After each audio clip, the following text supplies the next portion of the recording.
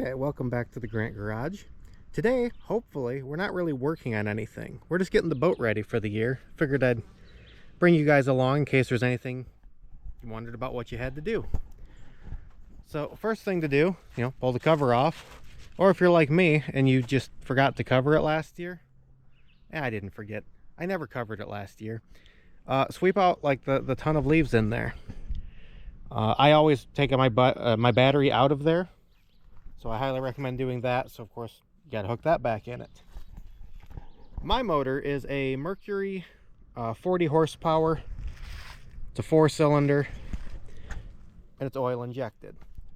So of course, that's what I'm doing with this one. It'll be a little bit different depending on what yours is, but a lot of it pretty much is the same. A lot of people recommend switching out your gas. I kind of give it a sniff test. I already opened this and I smelled it. Still smells like nice fresh gas. So I'm not going to worry about that. Some people recommend putting something like a stabilizer in there before winter. That's also something I don't do. A lot of people use stable. And as far as I'm concerned, stable just means that you have red goo in the springtime. Almost guaranteed. So yeah, I don't do that. So we'll give the engine a basic look over. Just make sure no mice or anything got in it during the winter. Do not strike with hard object. Well, do not refuse to start my motor and I won't. Going around it. Mine doesn't really have too many wires in general. So yeah, everything looks pretty decent there. I have the muffs on the bottom here that hook to the hose. You can also use a barrel. Depending on what engine I'm working on, I prefer one or the other. Seems like on the real tiny ones I prefer a barrel, but usually right about this size and bigger I tend to go with the muffs on it. So I'm gonna go turn the water on because I know I have gas, I know I have oil, so we can go ahead and see what it does. So I've turned the water on. I'm gonna let it just kind of run for a second, maybe bust out any air pockets or anything. There's probably none in it, but it makes me feel better. There are a couple other things I'm going to do to it, but for right now I know that everything's there and I'm pretty confident that the motor is going to run just fine. So we're going to start with starting it and then we'll get to the other stuff.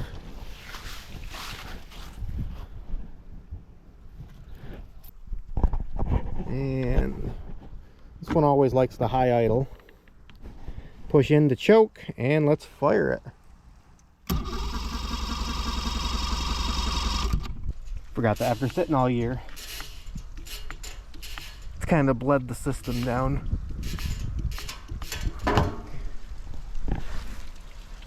Give it a quick look, make sure it didn't spit out somewhere. Okay, now I bet it'll start a lot nicer.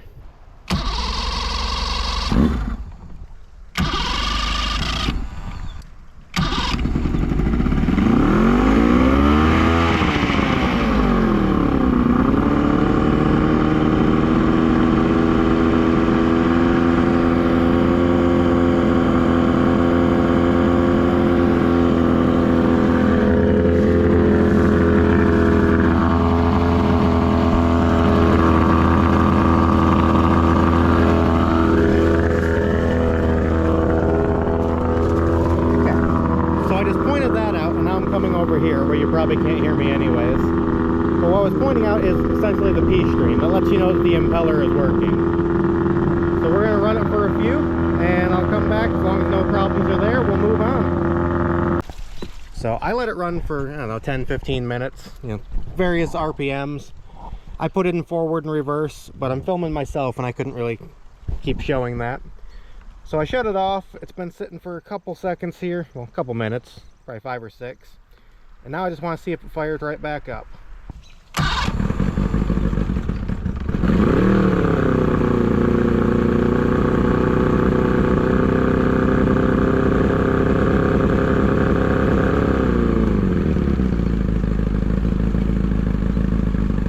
Good. I don't know if the camera can see it, but that P stream is going.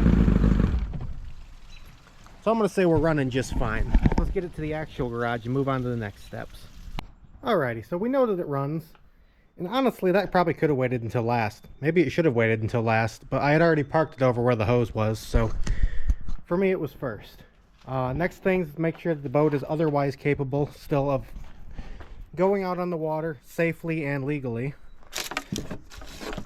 Yeah, make sure you still have your plug. Make sure everything still works. Mine has a weird flip switch for the horn. I think that's weird, but... Anchor light. I don't know how well you can see. Still works. I can see it on my screen, so I assume you can. Nav light.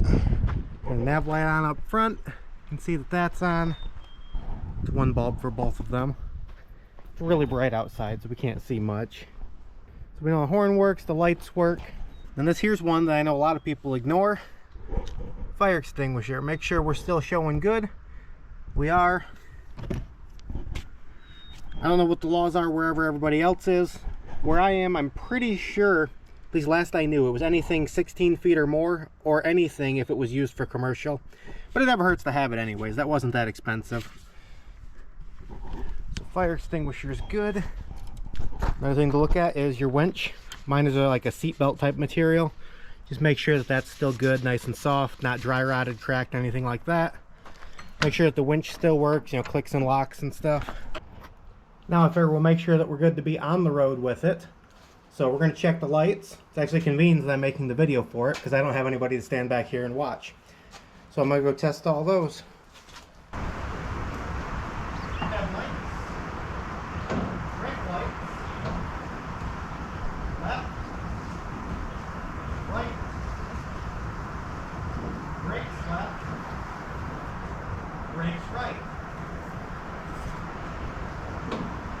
Next item is we're going to change the oil that's in this lower unit here. You have to check with your own, manuals and manufacturer and all that to see exactly how often. It's a good rule of thumb. At least you should do it once a year.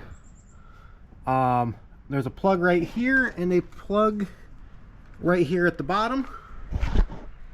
So to drain it, you'll remove both of those. I wonder if I can prop you up somewhere here. I'm going to lower the unit down.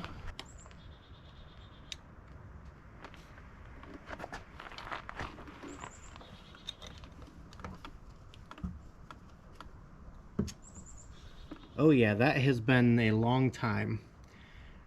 I have literally never seen the gear oil on one of these things come out black.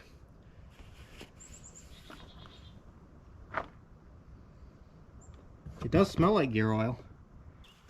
While it's draining, we'll go over a couple other things too. These pumps are available pretty much everywhere. Gotta have one if you're doing it right.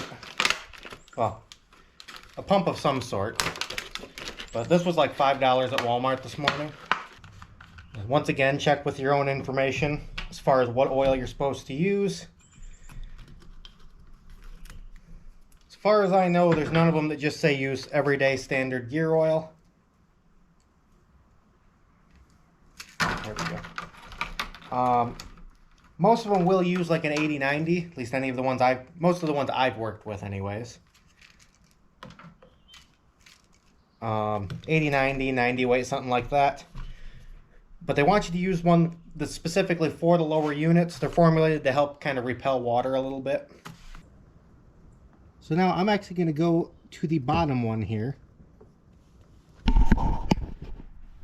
I got that screwed in. I'm pumping it through the bottom, and I'm going to pump it until it comes out the hole. I actually need to lower this a little bit more again.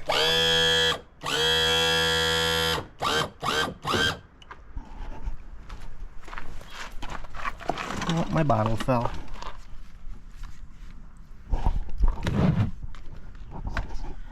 Okay. Pumping it in the bottom until it comes out the top. If you try to pump it in the top, you're likely to get air stuck in it.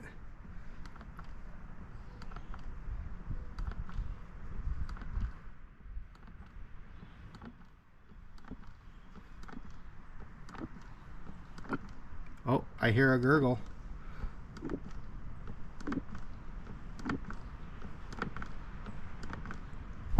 Okay, oil's starting to come out. Now you're going to want to put the top plug in first. Try not to drop it in the dirt like I just did. Okay, put the top plug in, tighten it. Then be ready down here, because you will have to do this kind of quickly.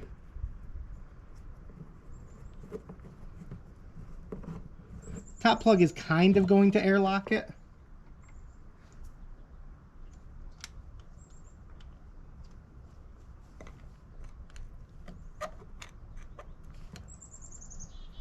Okay. Tighten the bottom in. And make sure before you actually take it to the water, you clean this off real good. No reason to add any oil to the water. Some people recommend changing the spark plugs every year. I literally just put these ones here in probably 2 or 3 rides before I parked the boat for the season. So I'm not going to do that, and if I'm being honest, I probably wouldn't anyways unless I really use this thing a lot. So the engine's ready to go.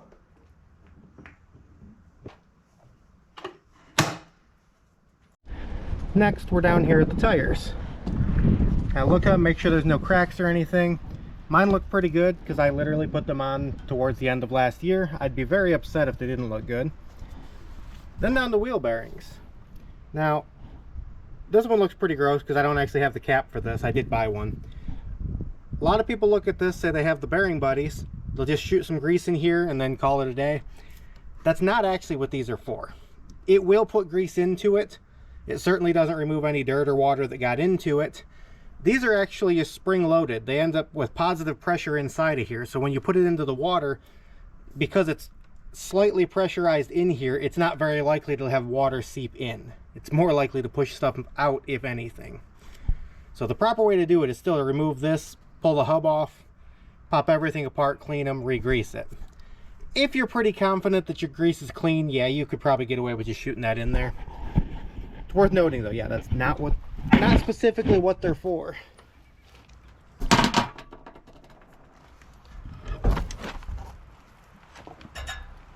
Tire out of the way.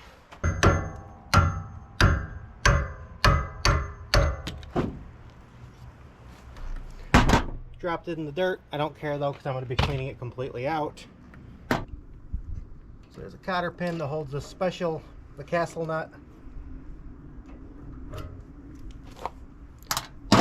This is probably able to turn by hand. Not in this case. A lot of times you can turn them by hand. They don't have to be super tight because of the cotter pin. That one actually was real tight.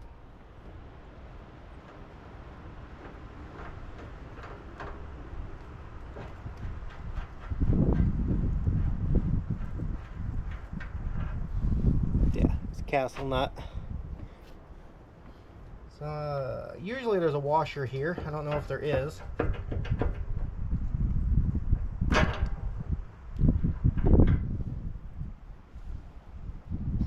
There is a washer in my outer bearing.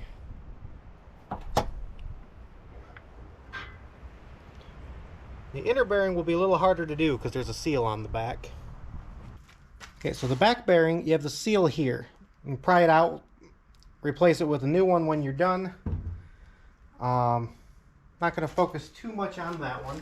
As far as cleaning the old grease off, I just have this here. All it has in is gas. Gas is a real nice solvent for getting stuff off.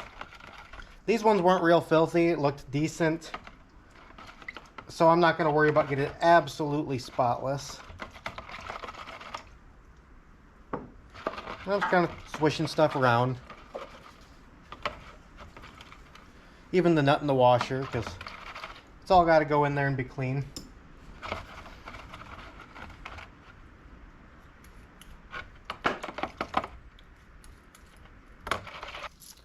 Okay, get the old grease out of it. In this case, like I said, it probably would have been fine, but there's no scratches or flat spots on any of the rollers. It spins real nicely, so the bearing is fine. Use compressed air to blow it all out of there. Gas is a good solvent. It might keep it from sticking. As far as getting the new grease in here, there's a couple different ways you can do this. I'm sure you've seen a lot of videos, if you've been looking anyway, of people where they put a bunch in their palm and just kind of scrape like this. It's a good way. It's old-fashioned. It's tried and true. Absolutely a great method.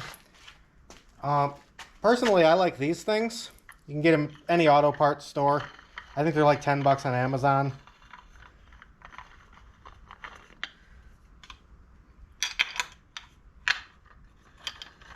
You just pretty much put the bearing in there.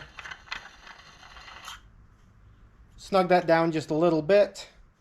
You just clamp the bearing in there real lightly. You don't have to do it. It's worst case scenario, some grease will squirt out of it. And then put your grease fitting on there, or your grease gun onto there.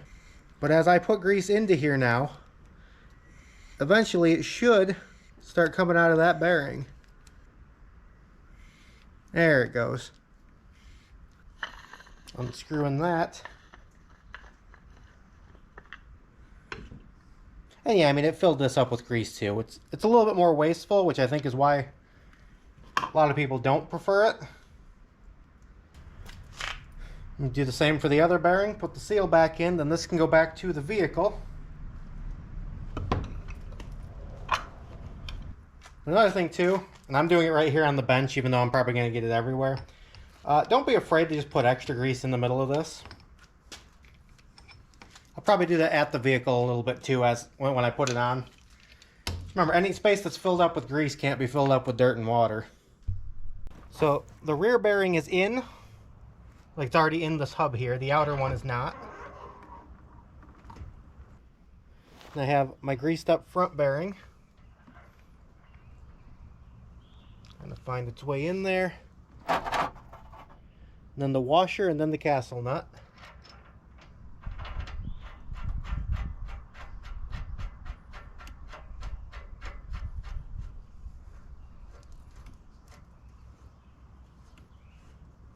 I kind of spin it, just making sure the grease is working its way through everything.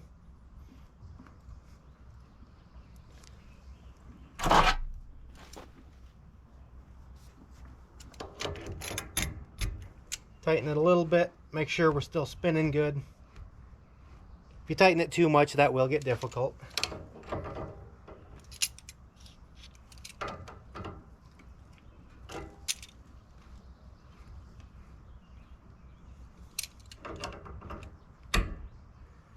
So yeah, I kind of tighten it until I can feel that it's a little bit hard. I'm sure somewhere there is somebody that's real concerned about the torque spec for this, but that person's not me. I'm also using vice grips, so I could probably upset somebody with that too. Yeah, get it there, like, I can feel a little bit of resistance.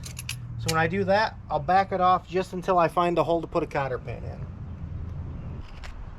I know there's a lot of people that like to reuse these cotter pins, and personally I don't understand that. They're cheap.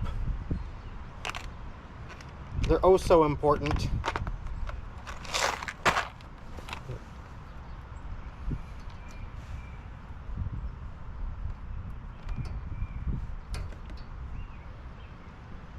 Pin in there and bend that however you bend it. I ain't gonna tell you how to do it. It's one of those things. There's people that get upset about the way I bend them. There's people that get upset about other ways. As long as it's bent so it can't fall out, it's the right way. Then I have my bearing buddy here.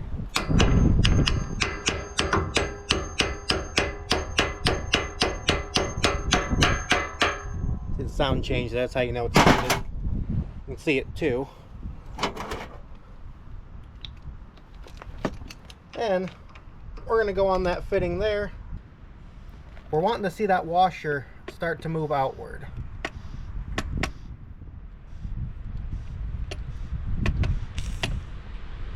Okay.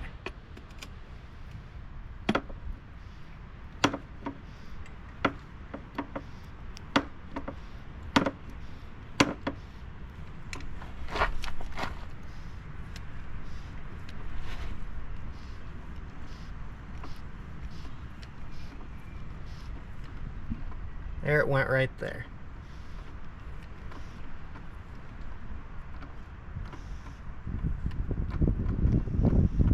I'm holding the camera, so I don't know if you can actually see it that well. They also say if you can rock it a little bit. It's correct. You can't see it because I'm holding the camera with one hand and I'm shaking, but essentially that washer is spring loaded. So now I've fought the spring, the washers come outward a little bit, so that has pressure inside of it. Hub spins nicely, tire can go back on. And I was missing the cap, so I bought those while I was at Walmart too. It's just a quick rubber cap that goes over that, keeps a little bit of dirt off. Tire goes back on, same on the other side. Okay, so got that side all nice and done up now. One last thing with the tire area is checking the pressure in the tires. There's always going to be a max pressure on a tire. On car tires, you don't necessarily go by that. You can go up to that if your conditions are right for it. Trailer tires want you to go up to it though. So this one here gives me a 50 psi cold. So it's going to want to be at 50 psi.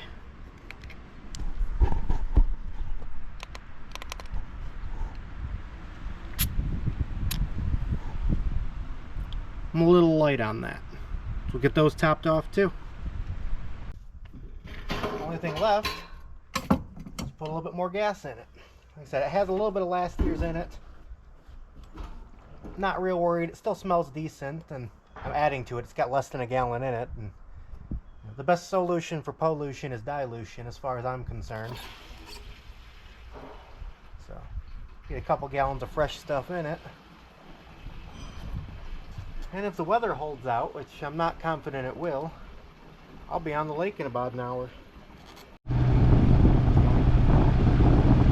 Alright, so we got the boat tested out. So here we are today on Clear Lake. I think it's considered Atlanta, Michigan. It's between Atlanta and Onaway. It's a very pretty lake if you're ever in the area. Especially if you're on a kayak or something, but it's aptly named. It's Clear Lake. And we get to enjoy it because I know that I put in the work on the boat. It should be in good condition. We're just kind of idling along right now. Ready for a good summer of boating.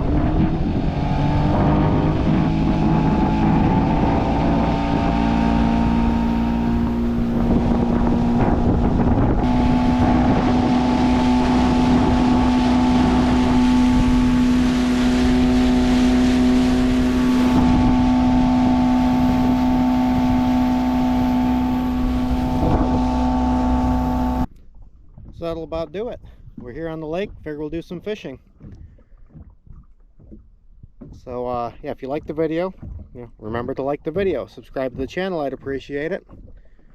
And yeah, remember, the women don't find you handsome, they should at least find you handy. And if they don't find you that, well, make sure your boat's running, and then they won't be able to find you on the lake either. See you next time.